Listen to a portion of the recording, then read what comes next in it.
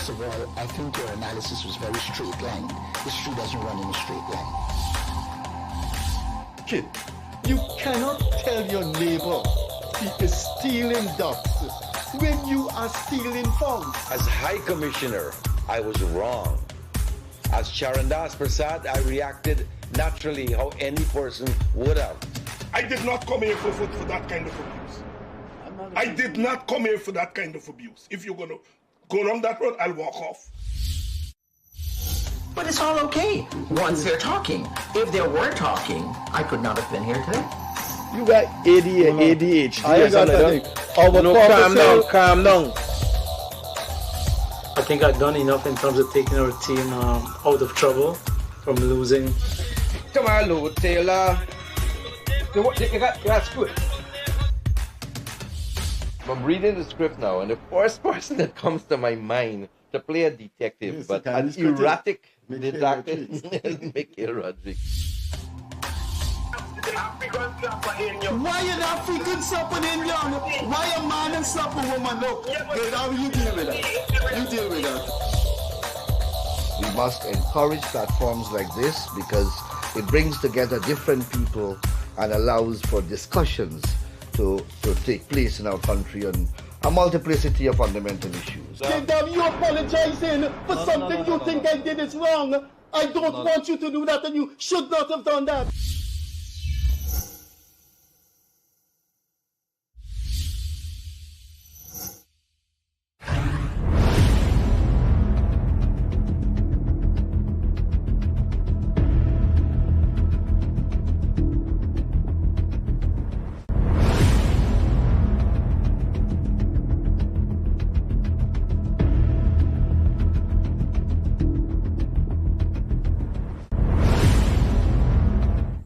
Hi there, pleasant Monday evening to you. Hope that you had a mentally, psychologically, and physically enjoying Pagwa weekend. On Pagwa Day, Leonard Craig, my co-host, and I were at a funeral up on the East Coast in Paradise. We'll tell you more about that. Thanks for being with us. We're on Facebook. Just go to Facebook and type in the Freddie Kissoon Show. With me tonight as usual, and he should be here until the show lasts because he has a good analytical mind and very well educated man, Leonard Craig. So we're coming down to the months before the election, so we should have some heat on this program. We would like you to know that if you're in touch with the leaders of the particular parties that you have chosen, they are welcome to be on the show. Let me say, with the permission of Leonard Craig, that all political leaders, first level and second level political leaders of all the parties have a pathway on the show. They have a forum on the show. So if the leaders of all the parties are looking at the show, please call Leonard Craig or call me and arrange to be on the show. We were at a funeral on Pagwa Day, and one of the AFC executives did ask about the possibility of being the show, and we told him instantly yes. So thanks for being with us. Don't forget, I will keep repeating it. There's a strip on the screen. You can go to Facebook, type in Freddie Kissoon Show, and you will see us there. Leonard Craig is with me this evening, and we will start by showing you 3 columns, and we will have some discussion on those columns, and then we move on. There's no guest this evening. Leonard Craig and I have introduced this new format in which Craig did say to me, people want to know what we have to say. People want to hear our analysis. And since then, we have stuck with that format. I think this is about the 5th show in that format. So, Leonard, thanks for being with us. This is my column for last Sunday.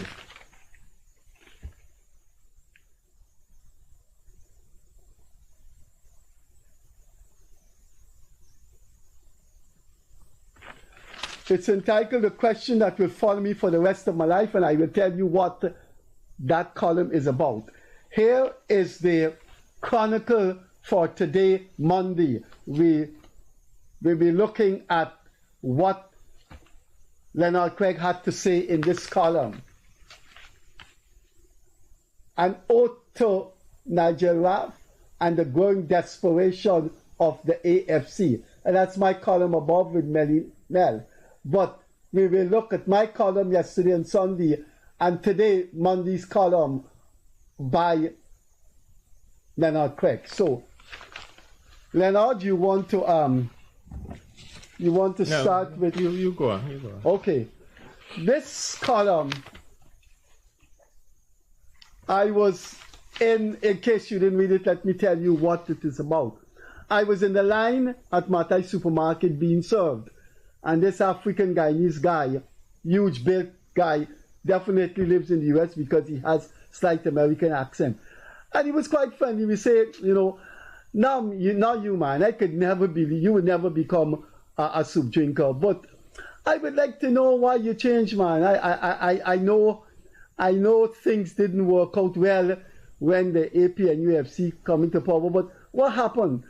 And of course, I had my dog in my car. I had to go. I had to do things, and I left my cell number with him and say, "Look, I will explain to you, and let's talk." He never called back. That was last Wednesday. Last Thursday, Charandas Prasad and I went to Demico to grab something to eat, and then we walked on the Starbucks Square. And people were calling out, Charan, and people came up, talked to Charan, came up, talked to me. And one of the persons that came up and talked to me said, "Man, Freddie, what's wrong with you, man? Why you change, man? Man, you should be with us. Why you change?" We had our things to do. Charan had to go, so I just tapped him on the shoulder and said, "Listen, I hope I see you again, and I will explain to you my change in politics." And then Craig and I went to the funeral of an AFC activist that both Craig and I knew well, and we developed a friendship during the time of the AFC, Nigel Ralph. And when it was time for the sermon by the officiating priest, I left to go and stretch my legs and get some Atlantic breeze because I know those preachers never stop.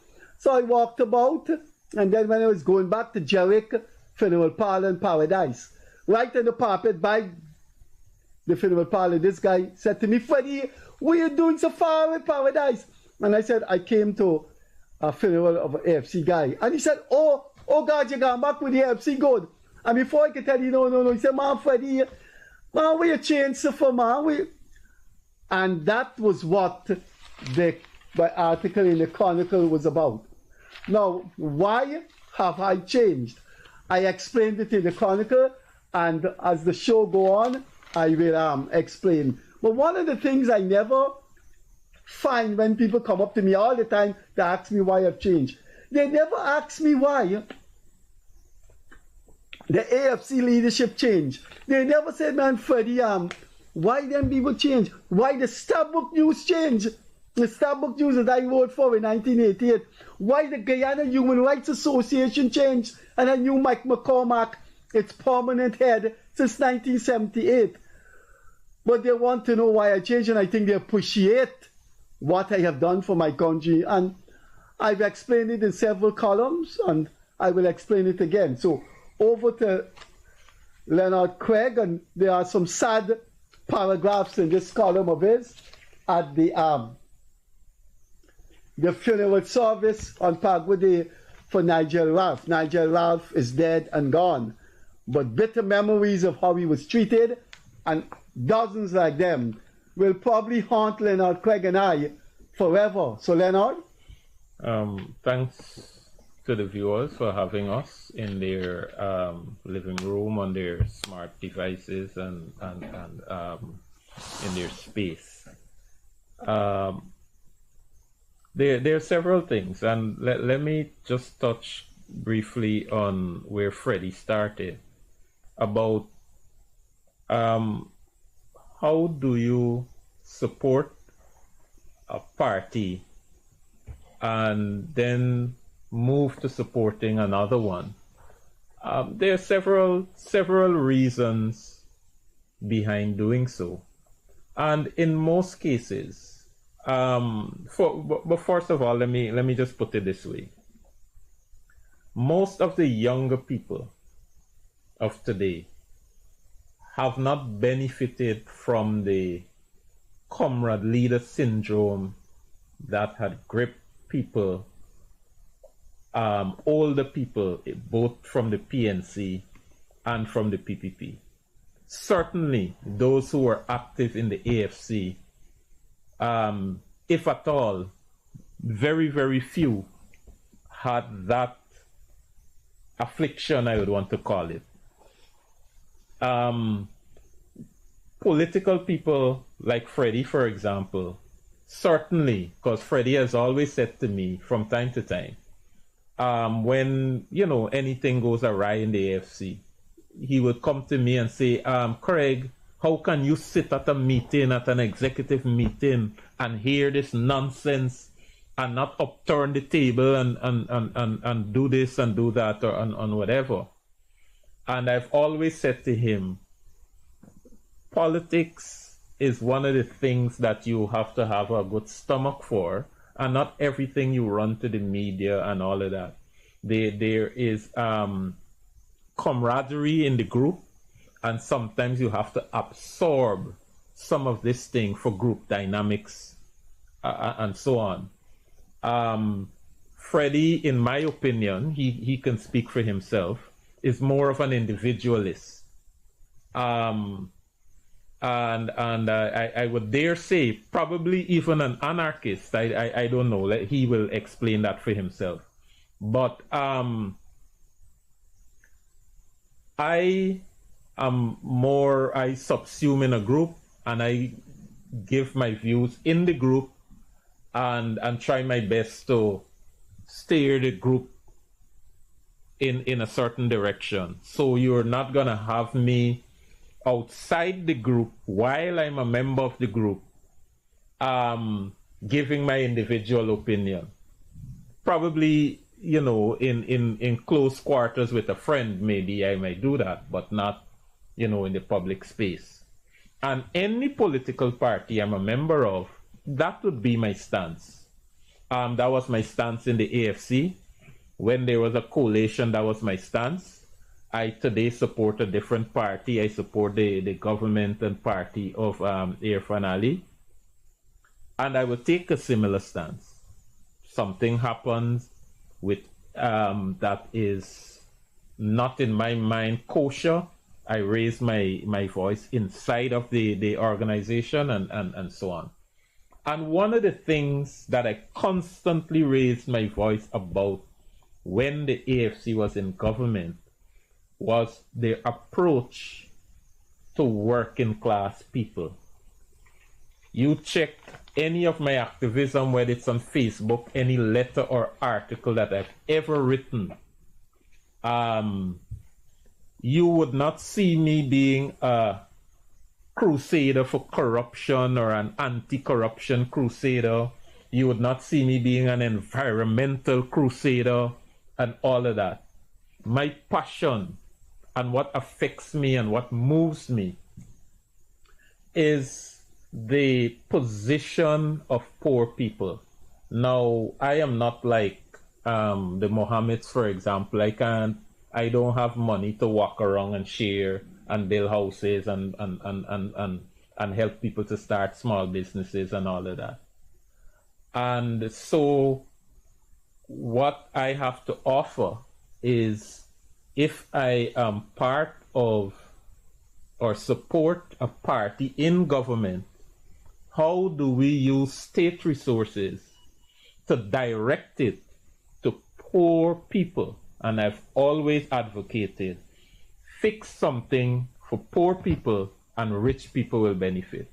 You go back during the time of the AFC in government, and you will always see David Patterson talking about the little things. And you go back and read his thing and he'll talk about the small things. I will be facetious enough to say that he got that from me, because when we are in meetings, every day I tell them, fix things for the little people, fix the little things for little people, and Guyana will be better off. People will become better satisfied with their country. When people want birth certificate, they must get it easily. People want passport, you want the replacement of your ID card, you want to access a government voucher, you want help with this assistance that they give to poor people. I forget it has a name. You want to register for your pension, your NIS. Disability? Apart from the disability benefit, there is another one.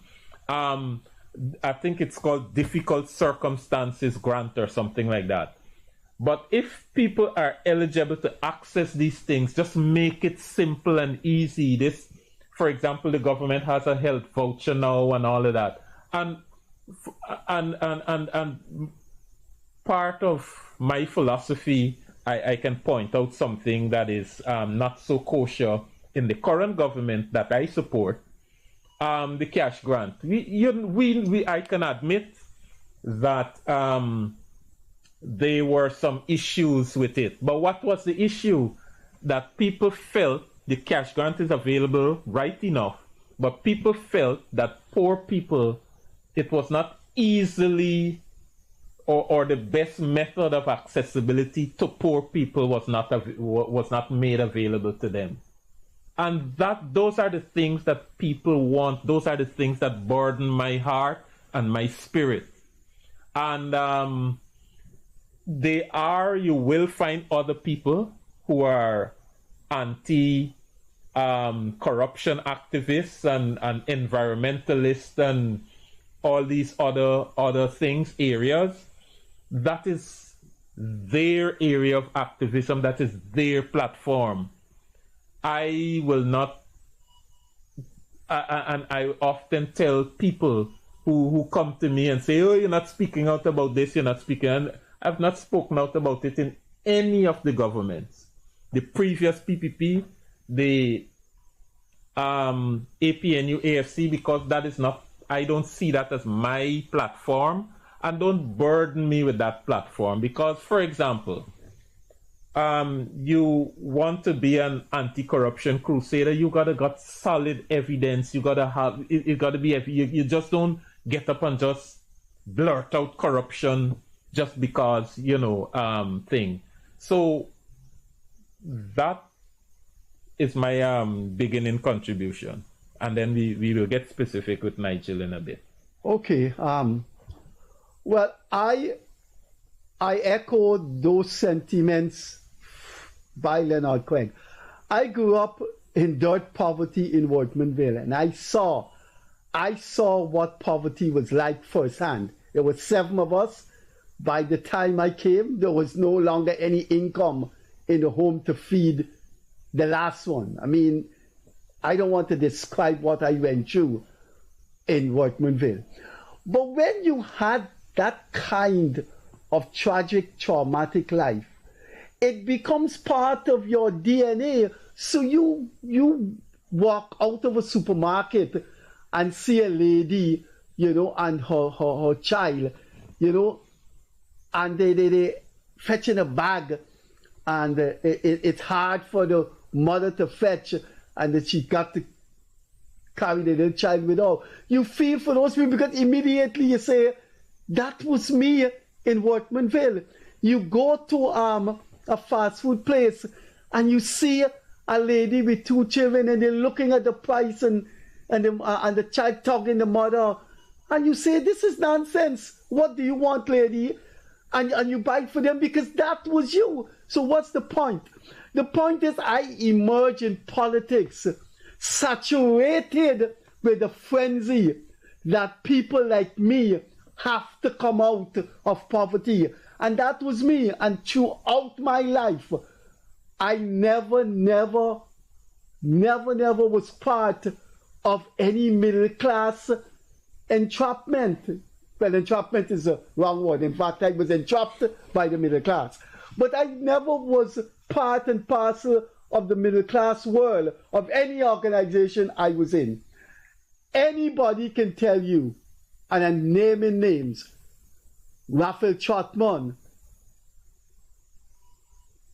Nigel Hughes, Dominic Gaskin, all of those people could tell you, for the time I helped to put the AFC on the map in my columns of my activism, I hardly had any words with them, hardly sat down for 5 minutes or 10 minutes and talked with them. The person I talked mostly with the AFC was David Patterson, and I knew Kemba Ramchatan long before he ever dreamt of being a big figure in the PPP. But all my association in the WPA were with the working class section and the AFC. And that's where my politics has always been. I want to see people. I think we are destined in this world to make life better for people who cannot jump in a car and drive and go to work, who cannot go into a supermarket and buy $10,000 worth of foodstuff. I dedicated my life to seeing those people are taken care of, so one day they can go and buy $10,000 worth of stuff, and that has been my life. That has been my quintessential life. I have never flinched from that. Leonard Craig could talk about me and the AFC, who I used to hang out with. Him, Michael Carrington. I never hung out with Rafa Trotman. I never had 5 minutes of talk with Rafa Trotman, with Cathy Hughes. I had no use for the Rupert Rupnerines and the Bonita Bones in the WPA. I had no use for those kind of people. I wanted freedom to my country. I was a critique of power, and that was where my politics lay, in the WPA and in the PPP, when I was a youthful PPP working in a microphone bookshop, in the WPA and in the AFC. And I echo Craig's sentiments. I criticize government. I fight government because I want government to do things for ordinary people. I will vote for finale. I've said that up in time in this program. But I believe that disability pension should be more. I believe when we reach 75, 80, how much more years we have, those kinds of people should have state resources to make their older life happy. I believe we should be so far above $41,000 for old age pension. I disagree with what I saw at the St. Stanislaus School, where all the teachers in Georgia was told to go there and collect 100,000 voucher. I think working class people should be treated better. That's where my politics is. That's where my politics has always been. And we will come to discuss Leonard Craig thing about the oath to Nigel Rad, because we went to Nigel Rad's funeral, and I was seaming with anger when Adrian Cole from the AFC died, while the AFC was in power, and how the AFC treated that man. And they treated Nigel Ralph the same way. They treated these ordinary Guyanese people the same way. And for me, the AFC is beyond redemption. And when in the funeral parlor, Jerrick's funeral parlor, I saw how Nigel Hughes giving the eulogy on behalf of the AFC, and how we talk about Nigel Ralph. Nigel Ralph was suffering financially and economically when the AFC was in power, when Nigel Hughes was the chairman of the AFC. You know, there's one thing I want to say to a few people, that I want to say to viewers about a few people that I will always remember what they've done for me. But I am an educated man with my own political values. And if somebody did something good for me and that person becomes a minister or a president in government and treats people badly, I just can't shut my mouth and remain silent. I accept what Kemba Ramchatan has done for me in the many, many libels that I've got. But he had a moral obligation to help me with those libels because we were fighting for a better Guyana. So it was not nothing personally he did for Freddie Kissoon, but I acknowledge that. I acknowledge what Nigel Hughes did for me when I had the libel suit with Baba Jagdeo. But that was their moral obligation. But when they got into power, Nigel was the deputy leader of the party in government. I saw what they were doing. I sat for years with Nigel in the High Court when the libel was going on, and Nigel was the chairman of the AFC, the FC is power. And Nigel never said to me, we sat down each other for years while the libel was going on. And Nigel never said to me, but you know, Freddie, the AFC is in power now, you played your part. You have any ideas you want to give to me as chairman of the AFC? Any plan you have? Nigel never raised that with me. Ramjatan never raised that with me. Never, no. I told Davis Patterson, I said, you were my friend. You got into power, you became a minister, and you never even called me and said, Freddie, how can we shape power to make this country better? Well, you're an educated man, what are your ideas? Never. So I thank Kemaj Ramjatan and Nigel Hughes for what they did for me, but I had to speak out. Over to Nigel, So again, I want to repeat that this is not something overnight for me. I literally made enemies in the AFC for speaking out internally.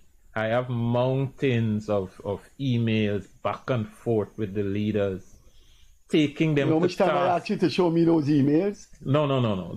That is, it is what it is. What do you mean it is what it is? No, I'm speaking of it now. It's not what it is. You have an obligation to. It may form part of what I might write at some point about my politics.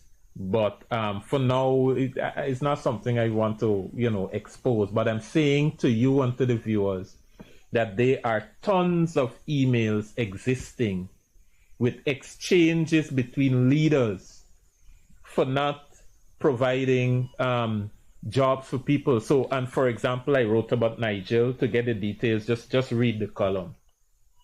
And I wanted to do my part to memorialize Nigel and to have his name, Nigel Ralph, to have his name placed somewhere, because he was not from the middle class or anything like that. In fact, he was not. I think he was probably even below the level of a working class. He was considered, I would consider him a working poor. And when the government of the AFC was in power, Nigel Ralph couldn't even hold down a stable job. And your government is in power, you had 7 ministers and the prime minister. And sometimes just to think about it, it's difficult to process. And as I'm saying to you, I clash with the leaders of the AFC day in, day out about caring about people, about making sure poor people, they were these die-hard activists of the AFC. And some of them had not even a house lot. Some of them were not even living anywhere. And the leaders of the AFC wouldn't step down from their high horse and consider these people, say, here, look, you ain't got a house lot, take this little note and take it to the Minister of Housing. Yes, I understand that there is a procedure that has to be followed, but I am a staunch believer in governments having a merit system alongside what you call a spoil system. When you win an election, you divide the spoils of your electoral win, which includes fortifying your people who have fought alongside you. But they brought you to put you into power. They brought you into power. And how do you then go into power and not consider their advancement, their economic advancement, their education advancement, and all of that? I see people, and let me address this thing quickly. I see people on Facebook and other places talking about I must be grateful to the coalition because the coalition sent me on a scholarship, and AFC. But you brought the coalition. AFC didn't send me on no scholarship. The scholarship was advertised in a newspaper, and I applied for it. And because I was qualified to go on that scholarship, I was shortlisted. And I was shortlisted without the knowledge of the people in politics. I went through the public the normal way. And not until I gotten a letter stating that I was selected did I go to them and tell them that, here, look, I was selected for this program. And so I'm saying that was not a favor done by AFC. You know, I approached a certain AFC leader. Call the name. And I... Call the name. As I was talking with him. Call the name. The leader said to me that, oh, yeah, man, you could go on the scholarship, because I was trying to get an understanding of how the party planned to, you know, approach the future and how I could fit in to help. And that leader said to me, oh, man, you could go on the scholarship. You gonna go and come back and nothing gonna change. And when I heard that, I was taken aback. And that was the final decision. That was the impetus for my final decision to go on that scholarship. And in fact, I arrived at my university very late. I was supposed to arrive there since in August to look after my accommodation and all of that for the start of school on the 6th of September. I never arrived there until October, the 8th, I remember. And when I arrived there, that was the last day for enrollment, for late enrollment. If I had gone there one day later, my place would have been gone. All of this delay and the late arrival was me trying to decipher in my mind, how am I going to fit into that administration, how the administration is proceeding. But there, on the horizon, you have a leader of your party telling you that, look, you're going to go, you're going to spend your 3 years, it's going to run out quick, and you come back, nothing going to change, things going to thing, and you're going to come and fit it. I mean, you were taking over power after 23 years of another government being in power, and you telling me that nothing ain't gonna change, that thing rocked my psyche. And it was the final impetus in me saying, here, look, I need a break from this. I go in. All right? Another issue, let me address it one time since I addressing issues, Freddie. Just give me a second. Yeah, man. People are saying that all kinds of things I hear peddling out there that as the reason for me leaving the AFC.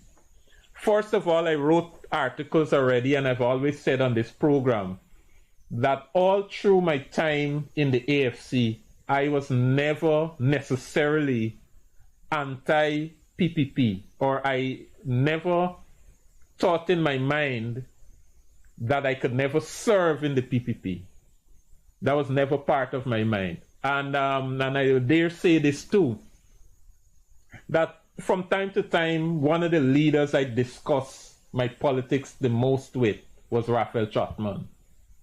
And, you know, I used to discuss some of that with him from time to time. And Raphael told me one day that, you know what happened? We do not hate the PPP. Those were Raphael's exact words. We do not hate the PPP. But he believed that the PPP was misbehaving at the time and that we needed to oppose it to bring things into balance. But there was not a hatred, so I want to clear that up quickly.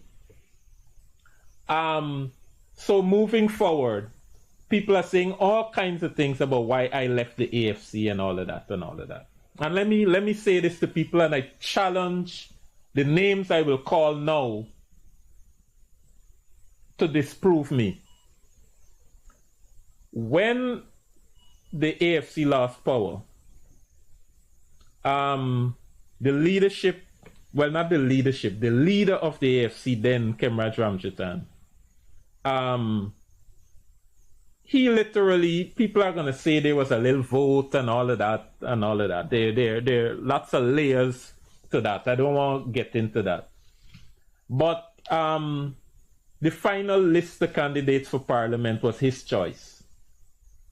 And we had a list of criteria we were using to determine thing. And when he saw that it was going a certain way and certain other people than his preference were being chosen, he torpedoed the thing and said, here, let's put this thing to a vote. The criteria fell out the window because his people were not thing. And he said, let's put it to a vote. And obviously you're a leader and you can call people in the night and tell people, vote this way, vote that way. And then when you look at the voting, you had if there were 30 people to vote, 20 of them vote for the exact same set of people. It's like if they were handed a list and say, this is the list I want you to vote for. But having said that, so they're saying because I wasn't selected for parliament, I left the AFC. But that wasn't it. For me, you are in a party that just lost government. You just lost government. It therefore means you're now in a party that has to regroup, restructure, reorganize and all those things and so on. So you got to, as a leader, you got to have some vision or some plan for the restructuring, reorganization of the party. That's one. And secondly, if you have this plan, you got to have something in mind, you know, your activists and leaders, what role they would play to shape this resurgence.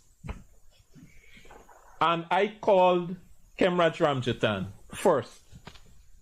And I say, buddy, you know, all right, you've made your choice and all of that. I respect it. How do you see me fitting in the growth and resurgence of the AFC? You know, this man told me. This man said, you know what happened? These people that we put in parliament, they're not as good as you in writing speeches and doing research and all of that. They're not as good as you. So I want you to be there to assist them with their research and write some of their speeches and make them look good. In other words, he was saying to me, you are a journey jackass. That among with other things that he said to me. And then I said, okay, I put down the phone, thought about it. Then I called the other founder of the party, who was Raphael Trotman. And I call in names now and let them say otherwise. I called Raphael Trotman and I said, Trotty boy, you know, we spoke cordially and so on. I said, man, I asked him the same question, how do you think?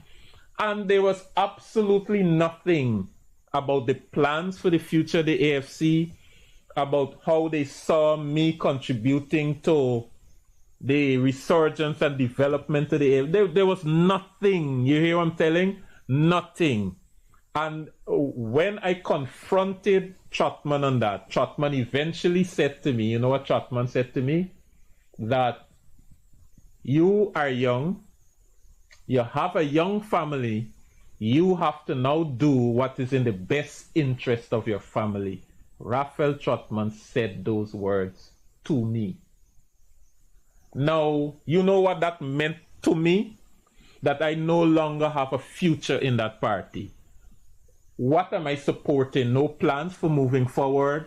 What am I supporting? People who do not see you as part of their future development. So for me, that has ended. Then later on, David Patterson called me, and David Patterson said, here, look, I'm not going to stay in Parliament, because for some reason they thought that my discontent is because I was not put in Parliament. So this was an enticement. No, we said, look, at the next recess, I am going to leave and I'm going to hand you my seat. So now you are asking me to go in Parliament and sit down with a bunch of people who had become literally like a pit of vipers, because there's a reason for saying that, because of some of the things that went on in the AFC about running people down and all of that. And these were people who were sitting in Parliament that did not support me and were speaking ill things of my contribution to the AFC. So now you're going to resign and put me to sit with them? It's like if I am on their side, but I probably with the opposition. So there's a lot more to that I don't want to get into. So as clearly as possible, I scheme off the top of that and present it to you. And I am saying to you that there is nobody in the AFC who can say that I did not over and over and over preach and cajole on behalf of poor people. In fact, these ministers went to their offices and they did not sought to employ people from among their campaigners. All right? And I often wondered, how could you feel you're entitled to serve and nobody else is? And it is something that bothers me to this day. And as I wrote in my column today, the way they approach poor people and people who are not in that inner cabal, the way how they approach that is sufficient reason for me not wanting to see them take power again, because they're going to take power. There's nothing in their rhetoric, in their speech, nothing in what they're doing today suggests to me that attitude and that approach has changed. And I'm going to say something. Let me just say one last thing, Freddie. Yeah. I'm going to say something that might blow a lot of people's mind, and even people in the PPP might want to shout me down for it. But I'm going to say it. Y'all remember there was an issue with Valda Lawrence when Valda said, I got job for those. I got job and I looking for one of me people or something like that. And people shout down Valda. I didn't say anything. You know why? Because I am from that school. I believe, and this is not a defense of Valda, this is a defense of my philosophy in government. I believe that there are a lot of people, and again I'm saying I believe a merit system along a spoil system. So I don't believe, so when people go in the police force, for example, they must aspire to become the commissioner of police, and you shouldn't just take a man from off the street and plant him there as commissioner. People must aspire and they must move up the ranks. I believe the same thing in the public service and so on. But there is a place for ensuring that people who help to put you in office also benefit from the spoils of government. And it's along that line that I support the general philosophy of what Valda was saying. And people are shouting down the PPP even today, that this PPP man running this agency and that PPP man running and all of that. It is part of my philosophy. You win government, you have to share in the spoils of government. And the people who help to campaign to put you in office must benefit and must advance from you being in power. And if you look at the history of the AFC, for example, the only person who sought to appoint people from among the activists in the AFC was Moses Nagamutu. And Moses Nagamutu had just come from the PPP. It's a PPP concept. And it's a concept that I'm in tune with. It's a concept that I support. That people who campaign alongside you, you can't just jump into office and then tell the other people. One person who became minister in the AFC actually said to people, "You're coming for jobs if we didn't win." And when I said, if we didn't win, you would not have become minister, that person became my enemy. But I am saying that relief for the poor and ensuring the smaller man in the party who contribute to the party must benefit from the spoils of government. Shoot me if you wish, but that is my philosophy, and I embrace that philosophy strongly. And any government who doesn't understand that is a government that is going to lose elections after elections after elections. And I believe that the PNC made its mark on its own supporters. You see the results of the election. It is not the PNC that lost that election, you know. It is the attitude of the AFC. I remember in 2015, Freddie, you will know. When you went to the AFC office, there were droves of people coming every day to say, "Here, borrow my vehicle. When the election done, I go, you collect it back." A gas station owner came and said, "Look, any vehicle as part of this campaign, you just give them a campaign ID or something, and they could drive in and fill up for free." And people just came, brought their truck. People just came, "What we could do for you, we going out and do voter education." People just came, people who are not even activists. And then when you are in power in 2020, the office was like a ghost town. Why do you think that is? Well, there is a fault in your presentation there. Mm-hmm. I'm going to discuss the fault in your presentation. Then I'm going to move on to warn people along the line that you've seen. There's a fault in your presentation, and it's a disrespect. It's disrespect on the part of political leaders and those who want power for ordinary people. There are two sets of people that bring a party into power. There are two distinct sets of people. There is the soldier.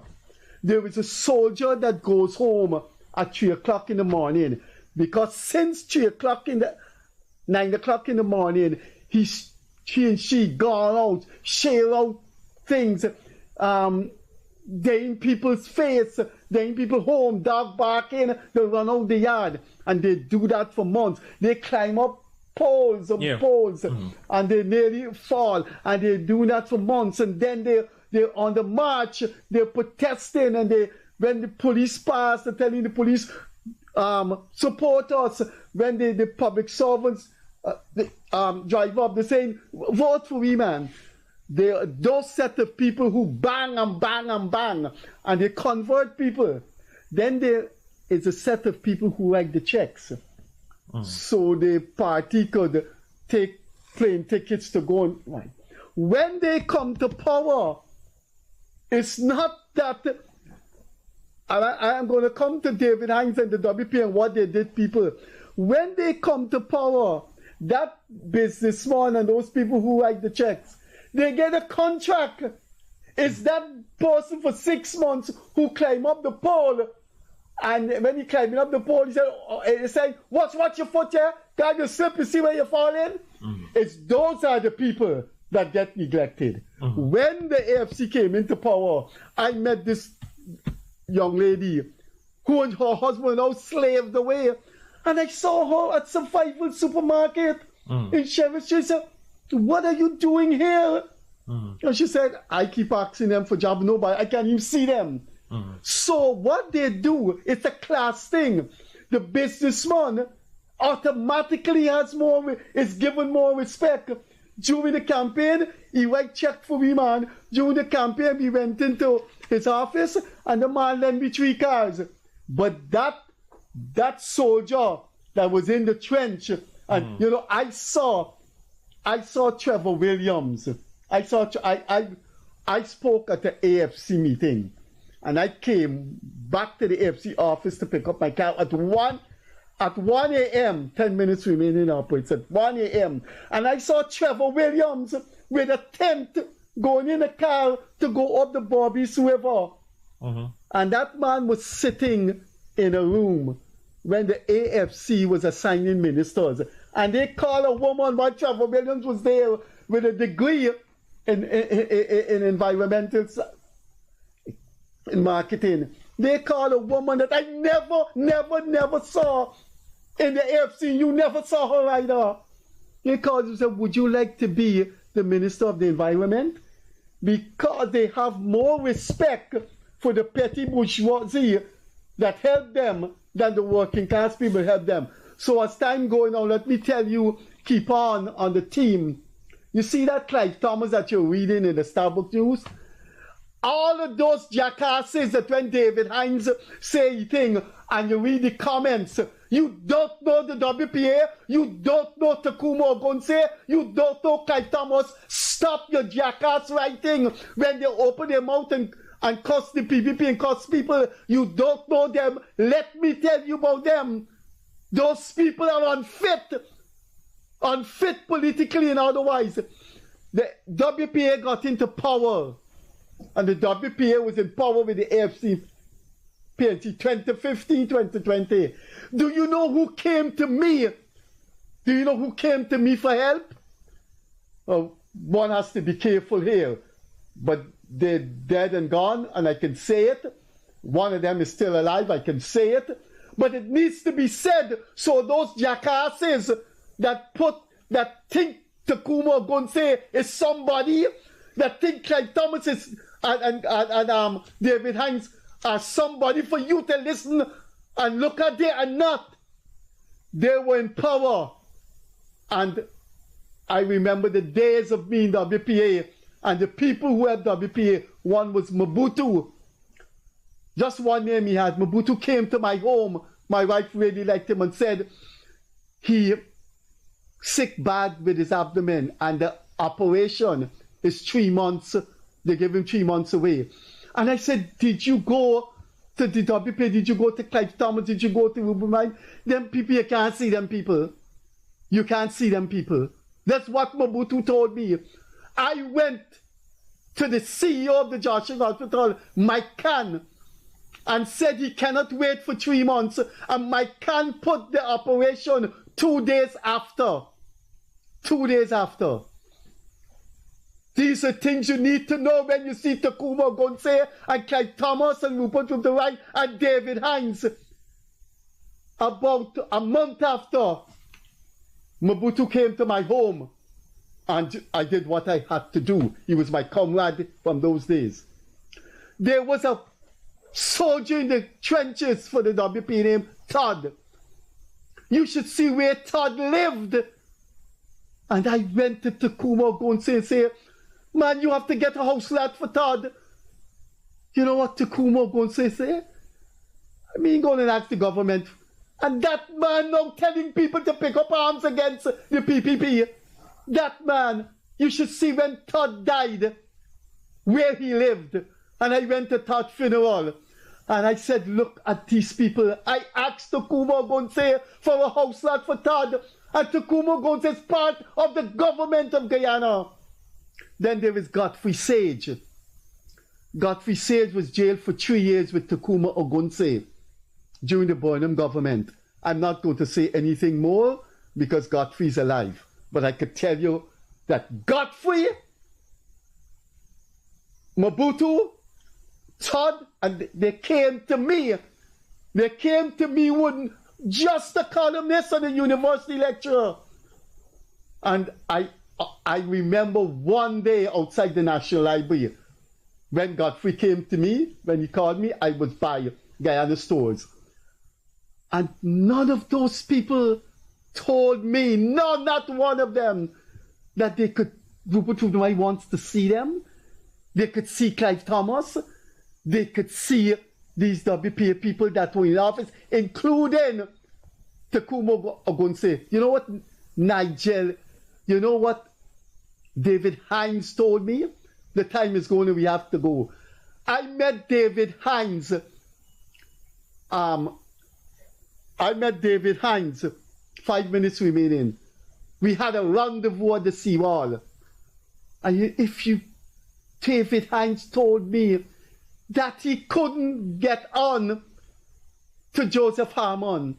That's a party, that's a man that is telling people about cussing down Leonard Craig. And David Hines couldn't get nothing done for people, for black youths, for working class people in the APNU AFC government. Let me tell you something, the viewers who are out there, but especially those viewers who I'm calling jackasses, who when they go on Facebook and they see David Hines said something, yes, David, yes, Dr. Hines, yes. These jackasses that make those comments, they knew what the WPA was like in government. Did they know? These people did nothing. I functioned with Mobutu. Mobutu knew my wife before we were married because when we were courting us. I saw what Mobutu did for the WPA. I saw what Todd did. I saw what Godfrey Sage spent 3 years in jail for the WPA. And those people, when they told me they went to Soku office to speak to Thomas, they were turned away. And Thomas writes a column every week in the Starbuck News. And people on Facebook, you should see the comments. Yes, Dr. Hines. Go, Dr. Hines, go, yes. Craig is traitor. The traitors are Clive Thomas, the WPA, and the AFC. The traitors to this country are the PNC leadership, the WPA leadership, the AFC leadership. Those are the people who betrayed Guyana, betrayed the people that Frantz Fanon wrote about, the wretched of the earth. I'm going to call a man's name now. He is alive. His name is Majid. Majid told me at the funeral of AFC activist Adrian that he couldn't get a job. He's a technician. It's not only Craig did a wonderful job on exposing the AFC, and you hope that society and civilization banish those people forever. But when you see that when you see Takuma Ogunse, when you see this man telling people, when the police got the guns, pick up the guns, and a revolution come and it's done in no time, that man was part of the government and did nothing for Todd, did nothing for Mobutu, Ogunse told me I couldn't get a house lot for Todd. And I was a critic, a persistent, relentless, indefatigable critic of the PPP when the PPPs were in government. And I am telling you, the PPP got house lot for people that I requested, including Majid. That is what, I'd like, if you listen to this program this evening, I would like to see your views on your comments below David Hines' Facebook posting. and the rest of them. You know what Takuma Ogunse and David Hines told me? Time has come, the operator, when I telling them, man, look, this bill, this marijuana bill, the government, bye. You know what David Hines told me? When Clive Thomas opened his mouth, the great Clive Thomas from the 60s, the 70s, the 80s, the 90s, who struggled for Guyana and got into power now. You know what? Do you know what Hines told me? I remember it so well. When Clive Thomas opened his mouth, David Granger shut him up and shouted at him. Let me tell you, let me end on this chauvinistic note. You think I could be a part of the government, all that I have contributed, Granger, and contribute 1% to what Frederick Kissoon contributed to the freedom of working class people? And if I was part of the government and Granger raised his voice at me and shout me down, all of Guyana who know me the past 55 years know what the F and S that would have flown. But the operator said that our time has come and we got to go. But I hope you enjoyed this program because it was a contribution to your knowledge of your country, what the time that Leonard Craig took to explain what these people have done to this country. I am going to ask Leonard, I'm going to thank Leonard Craig for being here, and I'm going to close with these words. Never again. Please, never again. We will see you on Wednesday evening. The Freddie Kissoon Show is now on Facebook. On behalf of Leonard Craig, on behalf of our operators and our grateful viewers, we will see you on Wednesday evening. Catch you later. Bye-bye.